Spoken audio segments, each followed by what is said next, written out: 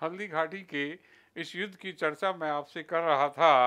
विभिन्न इतिहासकारों ने उस काल में इस युद्ध को क्या संज्ञा दी थी, मैं उसी का उल्लेख आपसे करना चाहूँगा।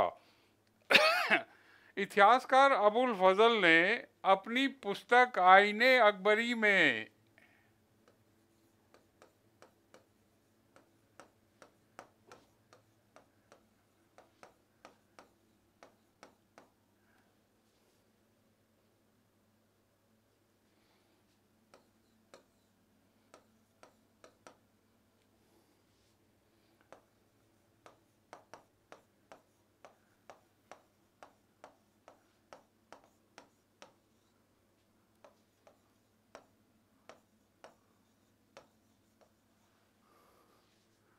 अबुल फजल ने अपने ग्रंथ, अपनी पुस्तक में जो अरबी फारसी में लिखा गया है, जिसमें उन्होंने इसे खमनौर का युद्ध कहा है, उसी काल के एक अन्य इतिहासकार बदायूनी ने अपनी पुस्तक मुंतरब उल तवारिख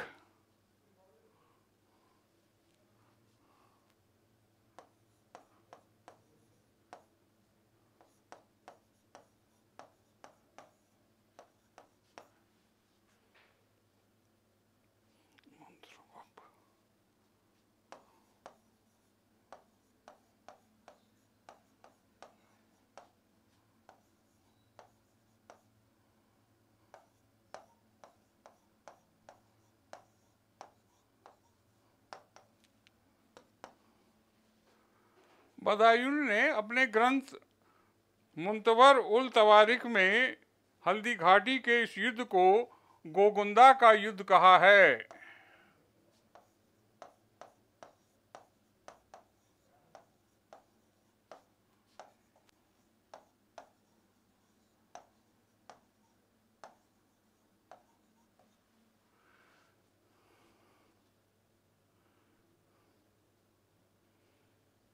निश्चित रूप से यह युद्ध इतिहास में अपने अलग अलग नामों के से भी जाना जाता है, और मैं ये कहूँ कि अन्य इतिहासकार इसे थर्मोपॉली का युद्ध, खमनौर का युद्ध, बनास का युद्ध और हाथियों का युद्ध भी कहते हैं। निश्चित रूप से यह युद्ध अनिर्णित रहा था, और इस युद्ध में महाराणा प्रताप घायल हुए, और उनका जो राज मुकुट है वह आप ये कहें सादड़ी के सामंत झाला बीदा ने ग्रहण किया।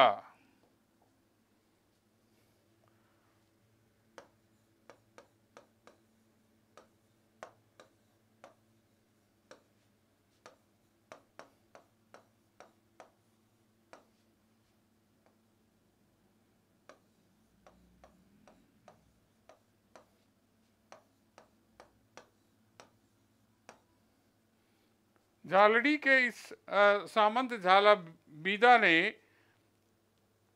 हल्दी घाटी के इस युद्ध में महाराणा प्रताप को संकट में देखकर उनका राजकीय छत्र स्वयं धारण किया, और युद्ध में अपनी जोरदार भूमिका निभाते हुए युद्ध को एक बहुत ही रक्त रंजित रूप में उसे आप ये कहें कि उनकी भूमिका महाराणा प्रताप के लिए एक महान रक्षक के रूप में शामिल हुई। जैसा मैंने आपसे निवेदन किया कि महाराणा प्रताप के सेना नायक हकीम सूरी खां पठान थे, और अकबर के सेना नायक मान सिंह और सेनापति आसफ खां थे।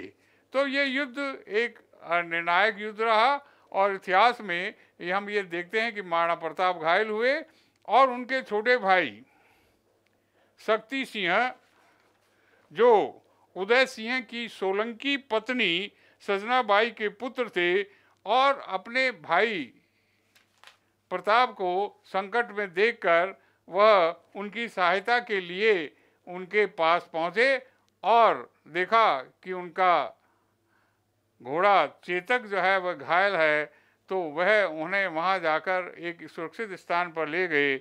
और इस प्रकार आप ये कहें कि यह युद्ध जो है एक निर्णायक स्थिति में रहा था। और वहीं हल्दी घाटी के समीप एक स्थान बलीचा है, जहाँ चेतक की समाधि आज भी बनी हुई है।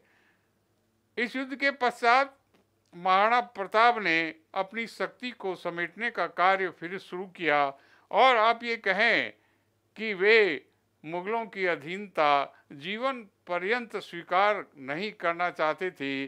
और इसी लक्ष्य को, स्वतंत्रता के इसी महान लक्ष्य को लेकर ही उन्होंने आगे चलकर इतिहास के पन्नों में जो युद्ध किए, वह निश्चित रूप से मुगलों को हराने के युद्ध ही थे, चाहे आप उसे दिवेर का युद्ध कहें। लेकिन इस युद्ध से पहले,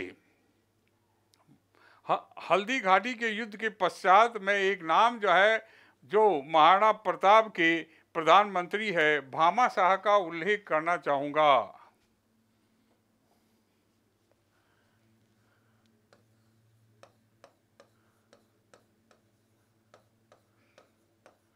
भामा शाह जो महाराणा प्रताप के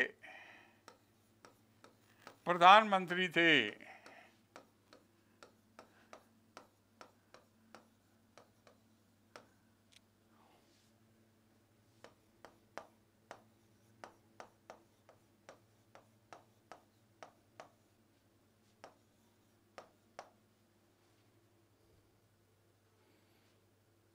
और इनका जन्म पाली में हुआ था।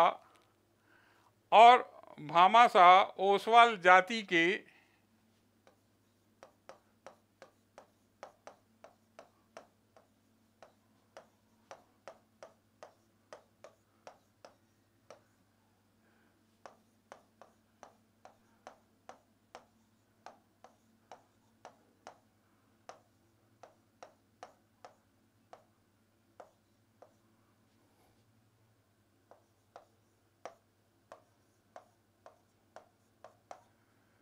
तो भामा शाह जिनका जन्म स्थान पाली रहा था, ये अलग बात है कि वे कालांतर में शायद झालावाड़ में रहे थे। लेकिन हम ये कहें कि महाराणा प्रताप के लिए उन्होंने अपने स्वयं की 20,000 स्वर्ण मुद्राएं देकर उन्हें स्वतंत्रता की लड़ाई जारी रखने का आह्वान किया था।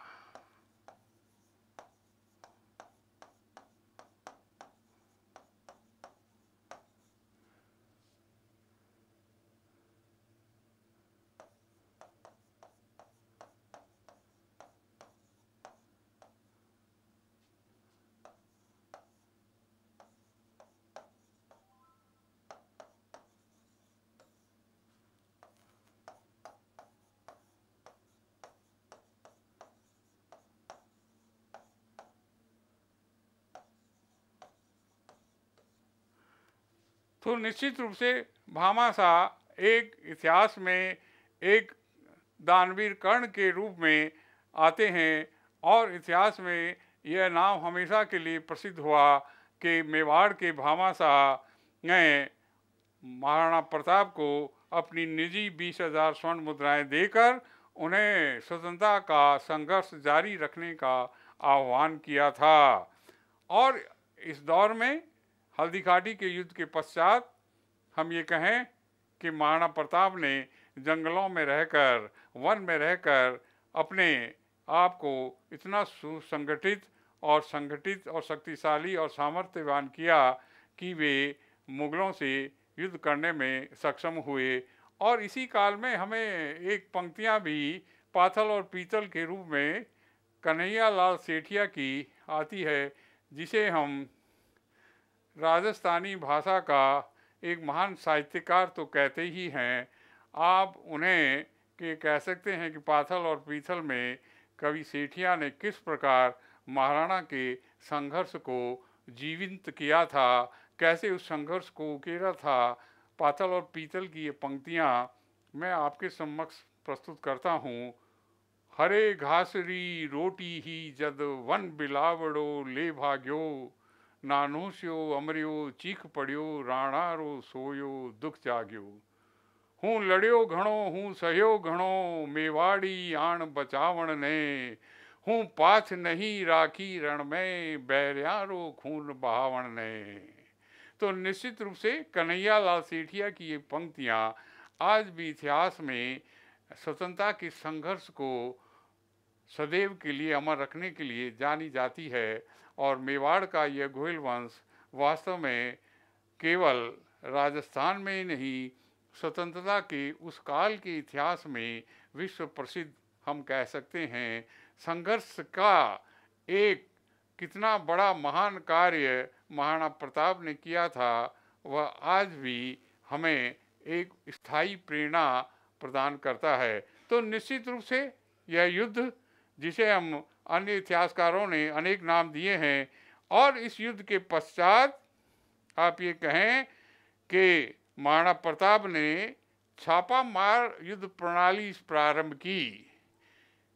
जब उनके पास बहुत सारी सेना नहीं है तो वह छापा मार युद्ध प्रणाली, जो अकबर की जो विभिन्न शक्तिशाली स्थान या चौकियां थी, उनको अपने अधीन छापा मार युद्ध प्रणाली द्वारा महाराणा प्रताप ने अपने राज्य में मिलाने के लिए यह युद्ध प्रणाली को अपनाया।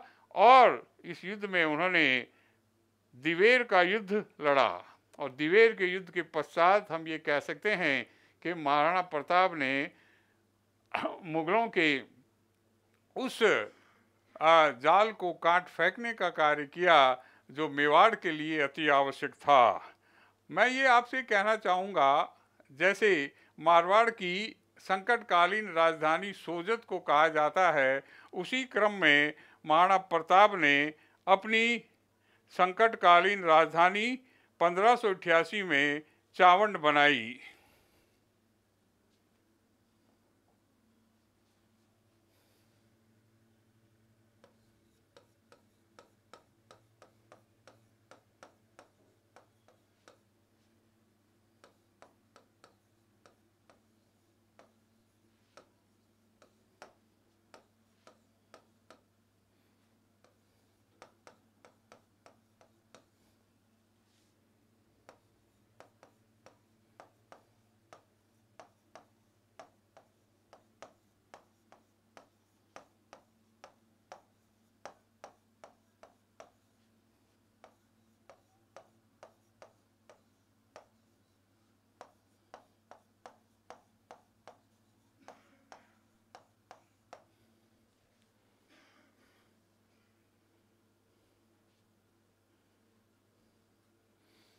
हम ये कहें कि यह चावंड स्थान महाराणा प्रताप के अंतिम समय का साक्षी है।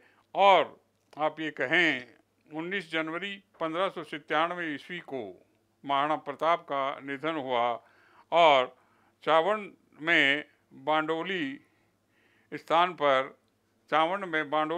पर आज भी उनकी समाधि या छतरी बनी हुई है। और निश्चित रूप से यह महाराणा प्रताप जो विश्व इतिहास की, स्वतंत्रता के इतिहास की एक महान विभूति है, और जिन्होंने आप ये कहें मेवाड़ के इतिहास को विश्व इतिहास में प्रसिद्ध किया। यह निश्चित रूप से आप ये कहें कि महाराणा प्रताप ही थे, जो मुगलों की अधीनता स्वीकार नहीं करने के बजाय उनसे आजीवन संघर्ष करते रहे, और घास की रोटी खाकर भी इतिहास में संघर्ष की, स्वतंत्रता के संघर्ष की उस परंपरा को उन्होंने महान रूप में स्थायी किया, प्रेरणा का एक पुंज बनाकर इतिहास के पाठकों के लिए प्रस्तुत किया। तो निश्चित रूप से यह युद्ध के बाद की जो स्थिति है, वह महाराणा के संघर्ष की कथा को एक नया आयाम भी देती है।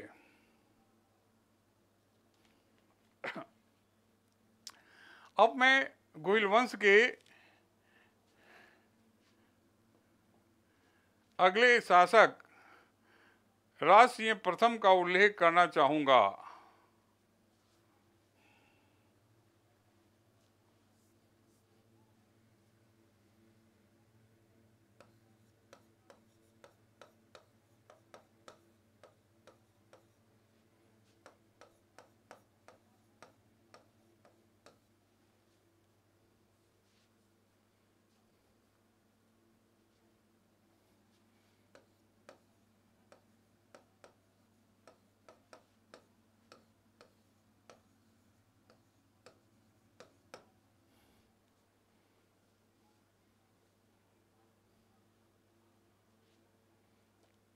मैं आपसे ये निवेदन करूं, राज सिंह प्रथम, जिन्होंने सन 1662 ईस्वी में राजसमंद झील का निर्माण करवाया था।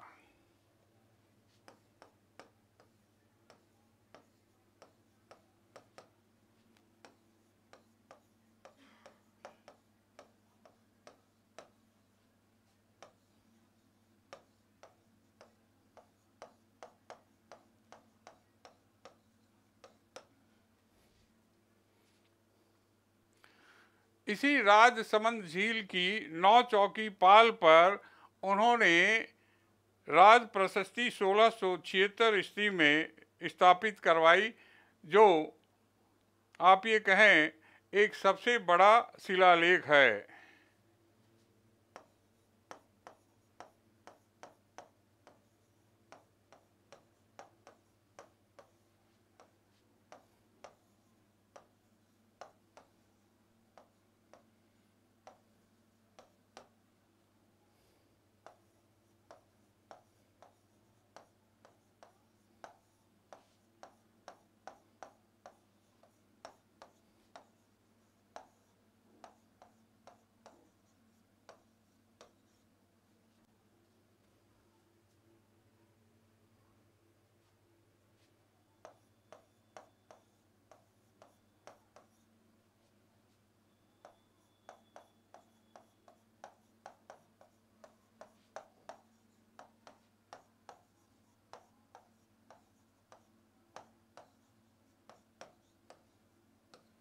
मैंने आपसे कहा कि इतिहास के पन्नों में सदैव के लिए अपने आप को सुरक्षित करने के लिए विभिन्न शिलालेख और विभिन्न प्रशस्तियों का उत्कीर्ण या उनको खुदवाने का कार्य उस काल के शासकों ने किया था। और इसी में आप ये कहें कि यह शिलालेख, यह राज प्रशस्ति जिसके लेखक रणछोड़ भट्ट तेलंग हैं, और इस शिलालेख में, इस प्रशस्ति में बप्पा रावल से लेकर आप ये कहें राज सिंह की वंशावली का उल्लेख किया गया है।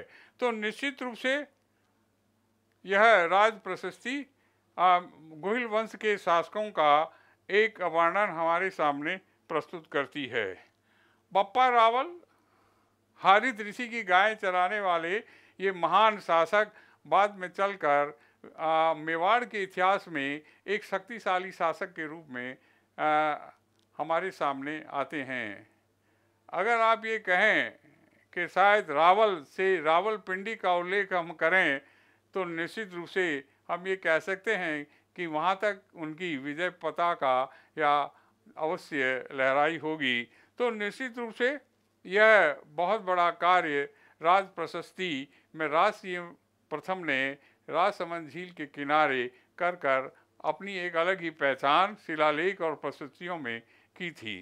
अब मैं गोहिल वंश के एक अन्य शासक की बात करना चाहूँगा, जिनका नाम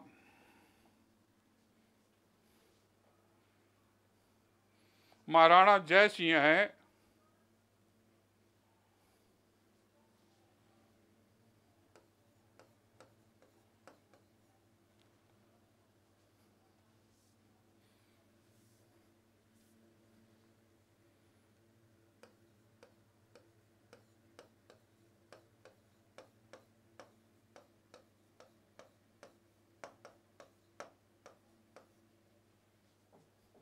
महाराणा जय सिंह का काल 1687 से 1691 ईस्वी है।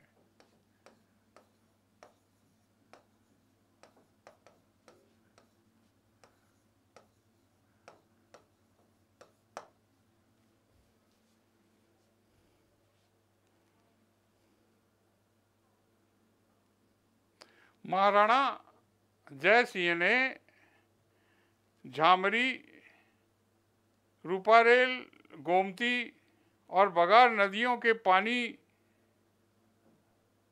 को रोककर जयसमंद झील का निर्माण करवाया था। और यह झील, जयसमंद झील, जिसे मानव निर्मित एशिया की एक सबसे बड़ी दूसरी झील के रूप में जाना जाता है, और मीठे पानी की यह झील अपने निर्माण कार्य के लिए तो प्रसिद्ध है ही। इस झील का नाम दो पहाड़ियों के बीच एक स्थान है ढेबर, जिसके कारण इस जय समंद झील को आप ये कहें ढेबर झील भी कहा जाता है।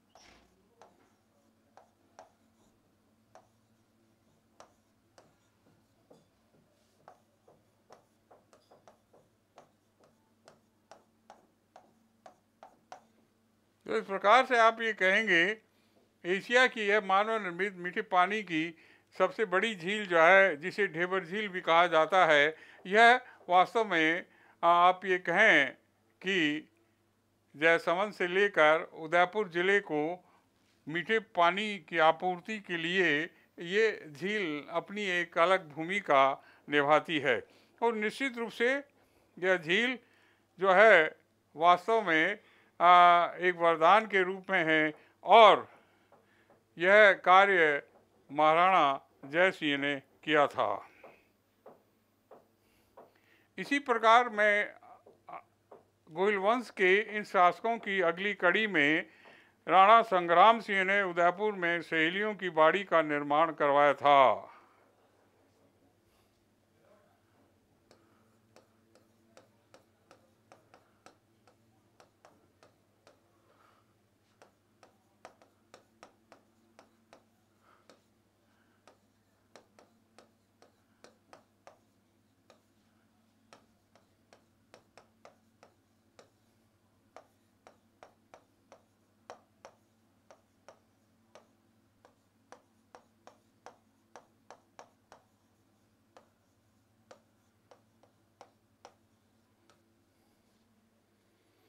तो निश्चित रूप से यह आकर्षण का केंद्र भी है कि यह अपने बेहतरीन फाउंटेन यानी फव्वारों के लिए और बारिश के दिनों में तो निश्चित रूप से सहेलियों की बाड़ी का नज़ारा देखने के काबिल बनता है।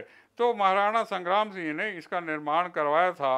अब मैं एक ऐसे शासक की बात आपसे अवश्य करना चाहूँगा कि महाराणा जगत सिंह द्वितीय ने जो विभिन्न इतिहास के प्रश्नों के सवालों से जुड़ा है, और विभिन्न प्रतियोगी परीक्षाओं में ये सवाल अधिकतर पूछा जाता रहा है कि ये हुर्डा सम्मेलन कहाँ हुआ था और कब हुआ था और किस लिए हुआ था। तो आप ये कहें महाराणा जगत सिंह द्वितीय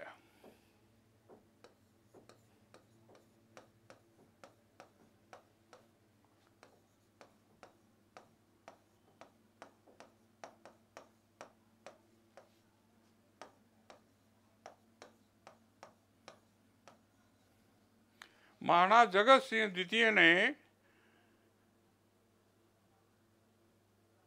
भीलवाड़ा जिले में हुर्डा नामक स्थान पर हुर्डा सम्मेलन 17 जुलाई 1734 ईस्वी को अपने स्वयं की अध्यक्षता में यह सम्मेलन करवाया था।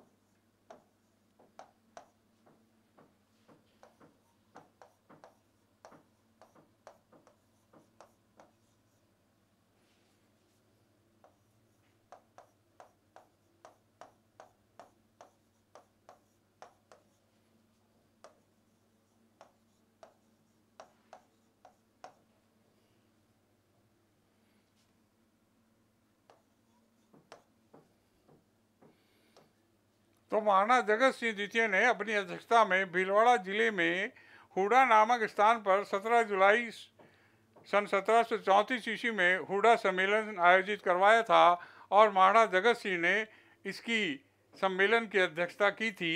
और मैं आपसे ये निवेदन करूं कि यह हुडा सम्मेलन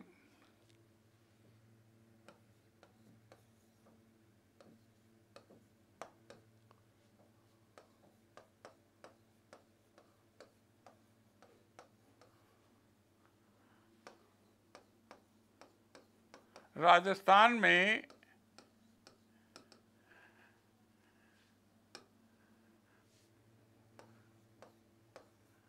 मराठों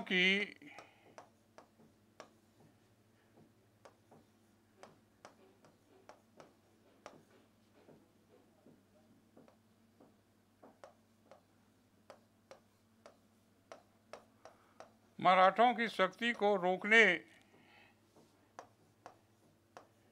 के लिए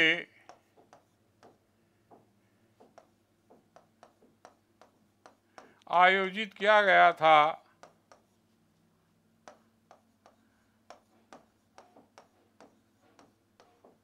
जिसमें उस काल के राजपूताने के सभी राजाओं ने लगभग हिस्सा लिया था। तो निश्चित रूप से यह सवाल विभिन्न प्रतियोगी परीक्षाओं में पूछा जाता रहता है विभिन्न अवसरों पर, चाहे वो सूचना सहायक परीक्षा हो, चाहे वो आप ये कहें सेकंड ग्रेड द्वितीय श्रेणी अध्यापक परीक्षा हो, या प्रथम श्रेणी अध्यापक परीक्षा हो, या तृतीय श्रेणी अध्यापक परीक्षा हो, या एलडीसी की परीक्षा हो, या कांस्टेबल की परीक्षा हो पुलिस की, या सब इंस्पेक्टर पुलिस राजस्थान की परीक्षा हो। यह प्रश्न अधिकतर इन सभी प्रतियोगी परीक्षाओं में हमें पूछा जाता रहा है। कभी यह तिथि को लेकर पूछा जाता है, कभी ये स्थान को लेकर पूछा जाता है, ये हुडा किस जिले में स्थित है, और कभी ये किस लिए सम्मेलन आयोजित किया था, हुडा सम्मेलन। तो हम ये कह सकते हैं कि हुडा सम्मेलन राजस्थान में या उस काल में राजपूताना में निश्चित रूप से आप ये कहें मराठों की बढ़ती हुई शक्ति को रोकने के लिए आयोजित किया गया था और महाराणा जगत सिंह द्वितीय ने इसकी अध्यक्षता की थी। यह हुडा एक स्थान, एक गांव का नाम है जो भीलवाड़ा में गुलाबपुरा, जो जहां हिंदुस्तान जिंक की एक ओपन माइंस है, उससे पहले ये स्थान आता है। और मैं ये कहूँ कि मुझे गुलाबपुरा में हिंदुस्तान जिंक की परीक्षाओं को लेते समय यह स्थान देखने का अवसर बस द्वारा मिला था। हुडा नामक ये स्थान आप अपनी एक अलग ही पहचान इतिहास में रखता है। और गुलाबपुरा तो निश्चित रूप से अपनी आप ये कहें विभिन्न प्रकार की जो खान है, माइंस है, ओपन माइंस है, जिसे आप ये कहें शीशा और जस्ता, जिसे आप कहते हैं जिंक जस्ता निकलता है, जिसमें दूसरे धातु तत्व भी होते हैं, उसके लिए जानी जाती है। हिंदुस्तान जिंक की एक महत्वपूर्ण यह खदान इतिहास में एक अपना अलग ही स्थान रखती है। और भीलवाड़ा जिसे हम कहें, जो राजस्थान का मैनचेस्टर भी हम कह सकते हैं उसे, और राजस्थान में वस्त्र नगरी के नाम से प्रसिद्ध है।